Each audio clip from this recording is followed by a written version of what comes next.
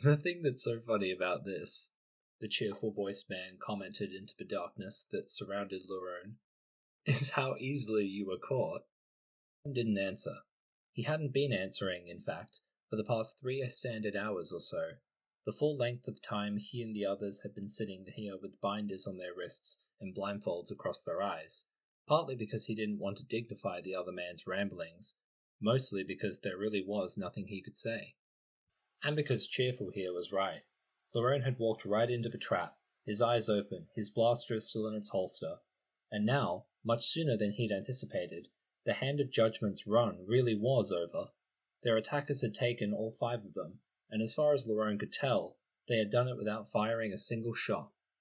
He still didn't know who these men were, whether they were mercenaries, Imperials, or just some local criminal gang, but it didn't really matter.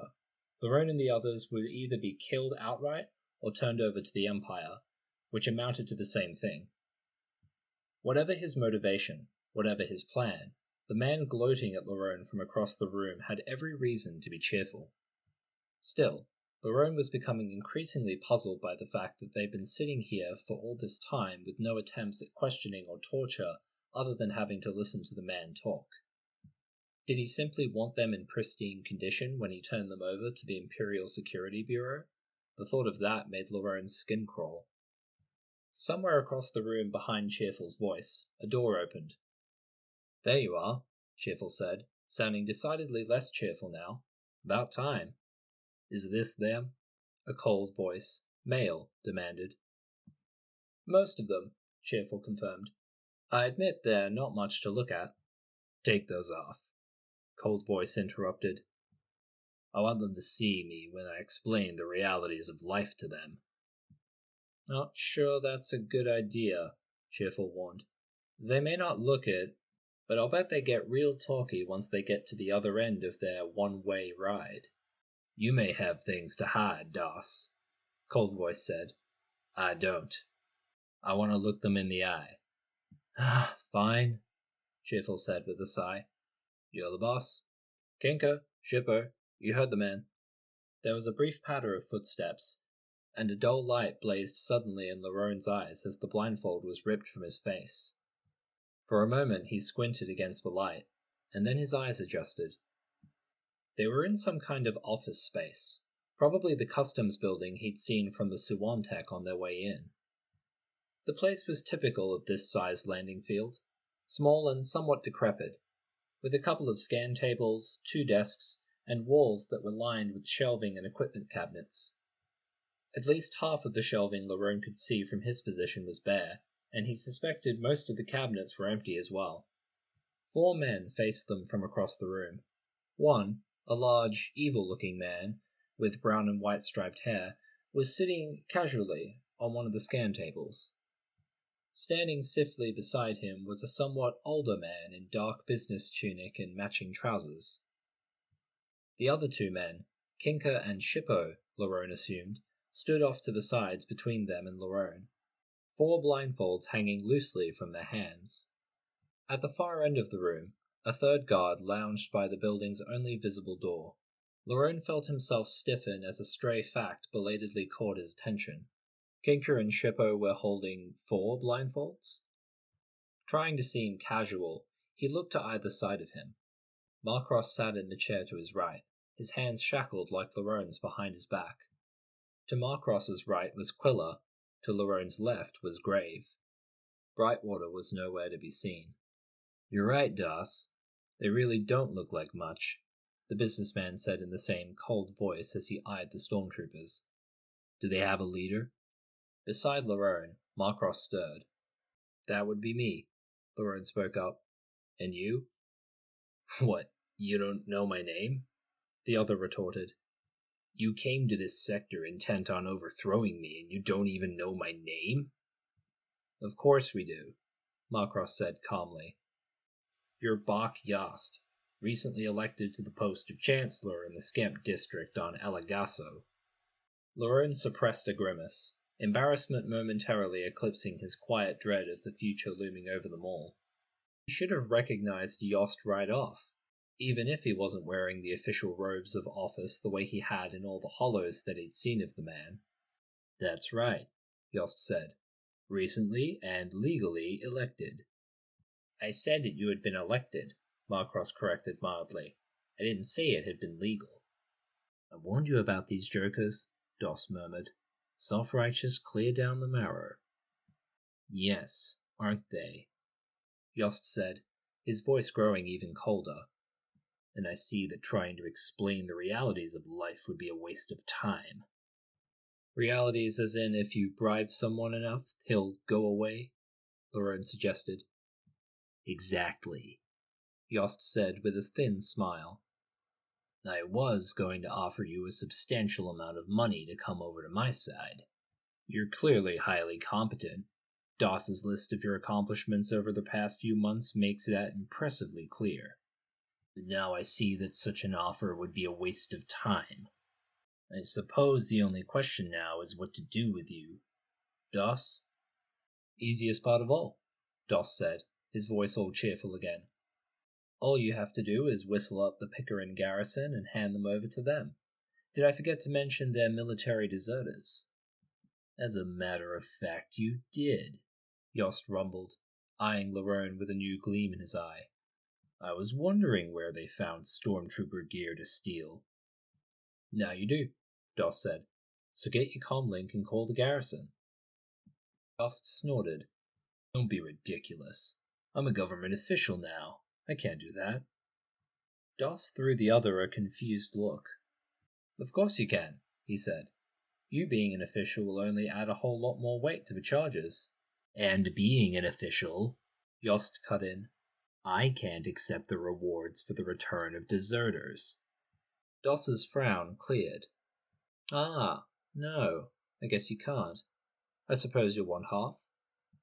I want 2/3, Yost corrected. You and your men can have the rest. What? An entire third for us? Doss said sarcastically. Very generous of you. Don't be ungrateful, Yost admonished. Don't forget that I'm the one who identified the threat and came up with this ridiculous pottery rumor for you to lure them in with. The fact is, I'm being more than generous, especially since you'll also keep your very hefty fee.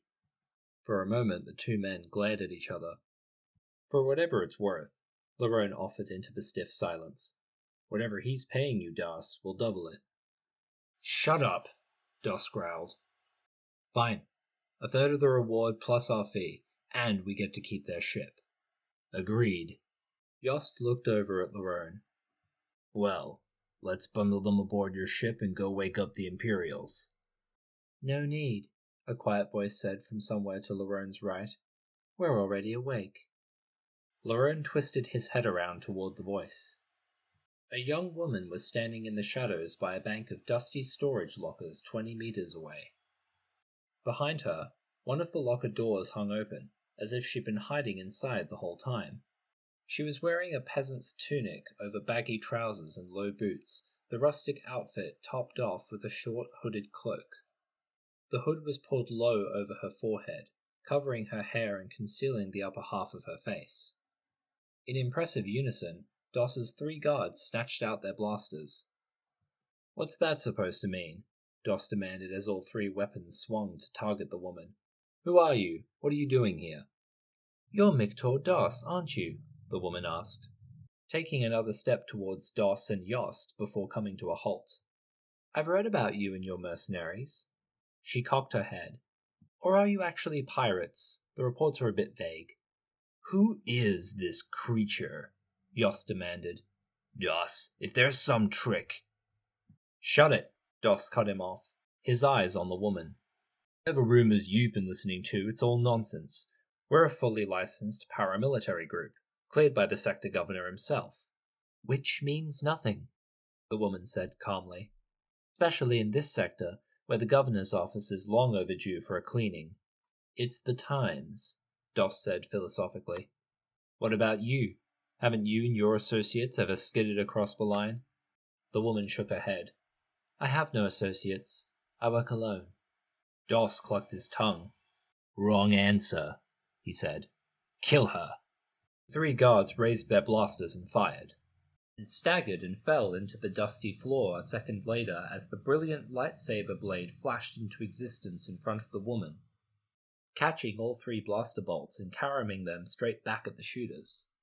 For a single heartbeat, Doss goggled in disbelief at the sudden and unexpected carnage.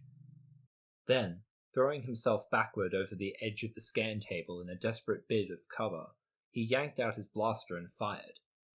He was still trying for the relative safety of the table's rear when his shot was ricocheted back at him, blowing off the side of his head. He disappeared over the edge of the table, his blaster dropping onto the table and clattering to the floor at Yost's feet. And as the lightsaber blade settled down in front of the woman and the magenta glow bathed her shadowed face in the soft light, Lerone felt his breath freeze in his throat. This wasn't even just a simple peasant woman, or even some important Imperial functionary or bounty hunter. This was the Imperial agent who called herself Jade. This was the Emperor's hand. For a long moment, the only sound in the room was the hum of Jade's lightsaber. "Well?" she invited calmly, her eyes on Yost. Yost's breath was coming in quick, shallow puffs. "I'm Chancellor Yost," he stammered. "Chancellor of the Skemp district on Elagaso," it finished for him. "Yes, I know. I was there when you got the call from Doss." Yost's tongue dabbled nervously at his lips. "I'm a duly elected government official," he insisted. The lightsaber blade lifted. "Are you?" Jade asked pointedly. Yost shot a furtive look at Lerone.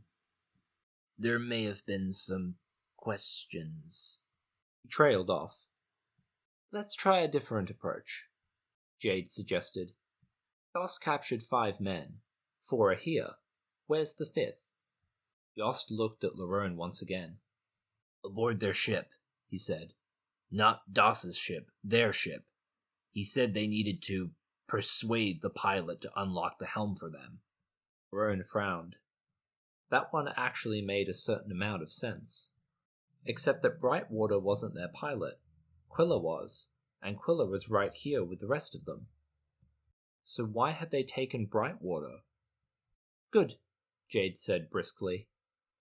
A sizzling hiss, the lightsaber blade disappeared. "You've just bought yourself your life. Your ship is waiting at the other end of the field.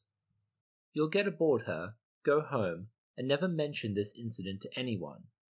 And—" Yost stared at her, looked at Lerone, back at Jade. "And?" he asked carefully. Jade cocked her head. "If you have to ask, I may have to kill you after all." Yost swallowed visibly.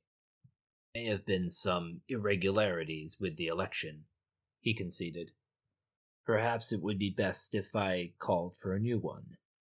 "A wise idea," Jade said. "You'll step down, of course, until the new results are in." Yost's lips drew back in the beginning of a snarl, but then his gaze dropped to the lightsaber hilt in her hand, and the snarl faded away. "Of course." "Good," Jade said briskly. "Then go." That one, at least, Yost didn't have to hear twice. He rounded the end of the table and walked as quickly toward the door as he could without breaking into an actual run. "And remember," Jade called after him, "we will be watching." The other didn't reply, turn around, or even slow his pace. The door opened at his approach, and he hurried out into the night. "Well," Jade said briskly as she strode over to the 4 stormtroopers. "Everyone all right?" "Yes, I think so," Lerone said, eyeing her uncomfortably. Now that the immediate crisis had passed, the question of what she was doing here was raising shivers across his back. Because offhand, he couldn't think of any answer to that question that he was going to like. "Good."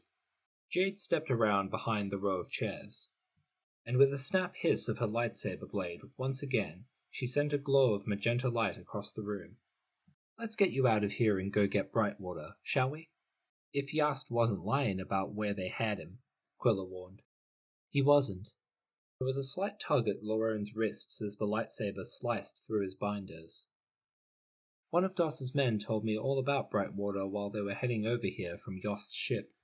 You were close enough to hear them? Grave asked, sounding puzzled. It wasn't very hard, Jade assured him. I came in aboard Yost's ship. Aboard his ship? Queller echoed, sounding stunned. First rule of following someone, Jade said as she freed the others. The simplest way is always to hitch a ride with them. That's the easiest way? Marcross asked. I said it was simple, Jade corrected. I didn't say it was easy. Please don't take this wrong, Lorraine said, massaging his sore wrists as he stood up. But what are you doing here? All in good time, Jade said as she stepped around in front of them. Exactly like Lorraine thought, like a field commander preparing to lead the troops. First things first, grab those blasters, and let's go find Brightwater. Doss had left 5 men on duty in the Sawantech, plus 2 more busy at the task of interrogating Brightwater. All 7 were caught by surprise with the sudden appearance of Jade and the 4 stormtroopers. All 7 decided to make a fight of it. All 7 died quickly. Though if Lorraine had realized up front what they'd done to Brightwater, he might have been tempted to make their deaths last a little longer. About time, Brightwater said, as Lorraine and Quilla unstrapped him from the bed where the mercenaries had tied him. His voice was weak. His eyes were swollen half shut. Who's that? What's that?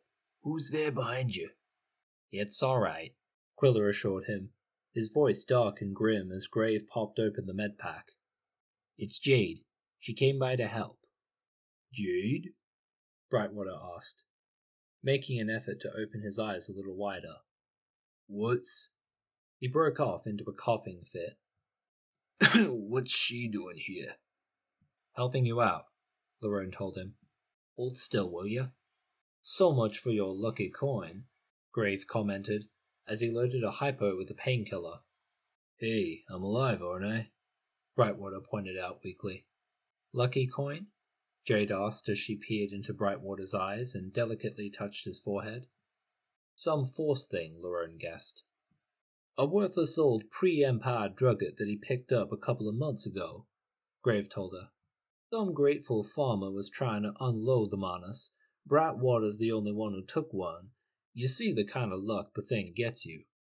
Like I said, I'm still alive, Brightwater said. So am I, and I don't have to lug around extra stuff, Grave countered as he injected the painkiller. This from the guy who carries around a T-28 sniper rifle for the fun of it, Lorraine said. How is he? Like he says, he's alive, Jade said. But he's going to need a few days in a Bacta tank. You have one aboard this ship? A sub-miniature, yes, Marcross said grimly. Our Bacta supply is running low, but we should have enough for at least one more treatment. That's all right, Jade said. I've got a tank and plenty of Bacta aboard my ship back on Elagasso. Give me the helm lock code and I'll get us in the air. That's okay. I'll take us up, Quilla said. Where on Elagasso are you? Coscone Field, northern edge of Skemp City, Jade said. She frowned. You're the pilot? And why were they interrogating him?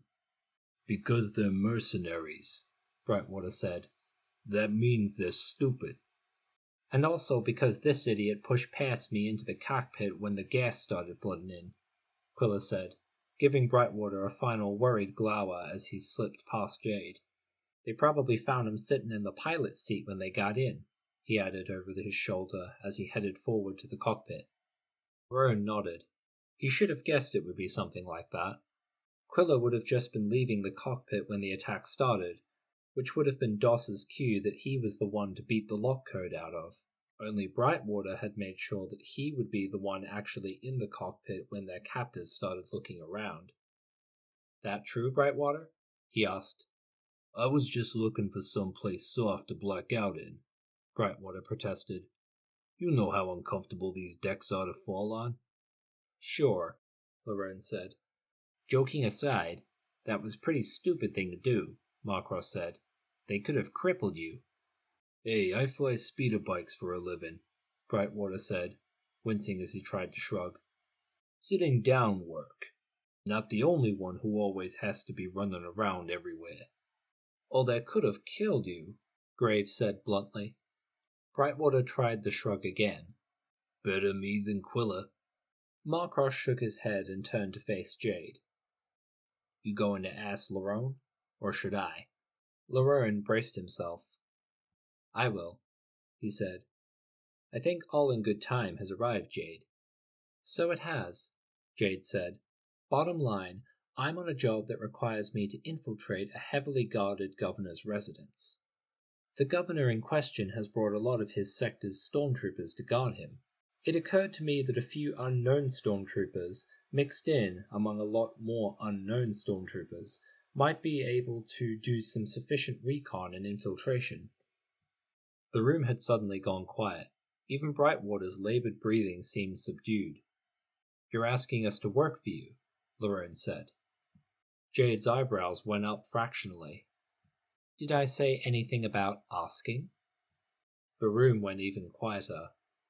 Lerone could feel the other's eyes on him as he gazed into Jade's unreadable expression.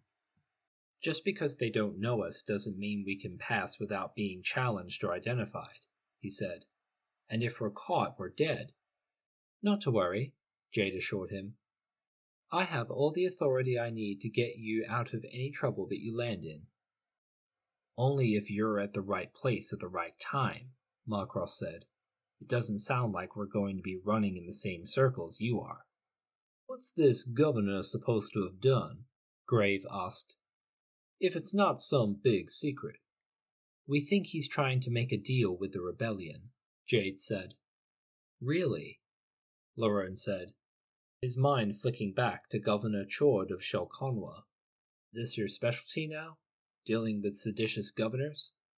My specialty is doing things quietly, Jade told him. Any other concerns?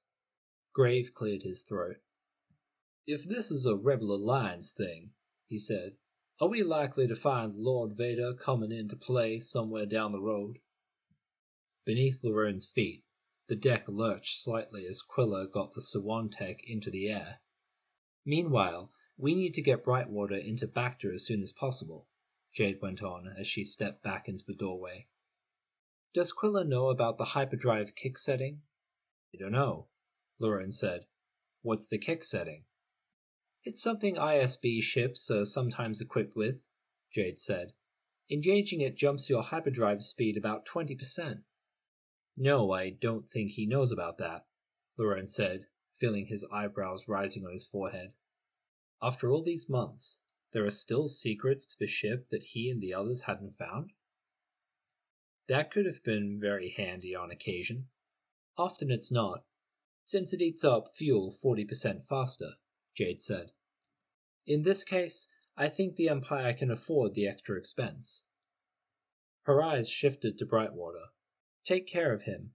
We're likely to need a good speeder scout on the mission. Stepped into the corridor and headed toward the cockpit. Grave let out a quiet sigh. Terrific, he muttered. Doesn't this just cap off our already lovely day? Lerone grimaced. It could be worse. Really? Grave countered. May I point out that Jade's wonderful secret credentials only get us out of trouble if the governor and his stormtroopers haven't gotten over to the rebels? If they have, she's got nothing. Except a lightsaber, Marcross reminded him. That's great for her, Grave said. Not so great for us. And then there's Vader. Whom Jade can deal with, Lerone said. Who drags along the entire 501st everywhere he goes, Grave retorted. You want to try explaining to one of them our current lack of operational IDs? Want to tell Jade thanks but we're turning down the job? Lerone said sourly. Lerone? Brightwater said weakly. Lerone looked down in surprise. He'd assumed Brightwater was already fast asleep. Yes, he said. We're going out anyway, the injured man said. We know that. He took a careful breath. Let's go out with a bang. I agree, Marcross said quietly. If we can keep a Grebel governor from dragging his whole sector into chaos, will have done more for order and justice than 10 years of these little operations could achieve. Besides which, Grave added, it didn't sound like Jade was giving us a choice. Laverne grimaced. But they were right. I know, he said. Okay, if this is going to be the Hand of Judgment's final mission, let's make it one for the legends. If there's anything left to remember, Grave murmured. There will be. Laverne looked down at Brightwater again. In the meantime, it's 3 hours to Elagaso. Let's get Brightwater to the medical bay and see what we can do for him until then.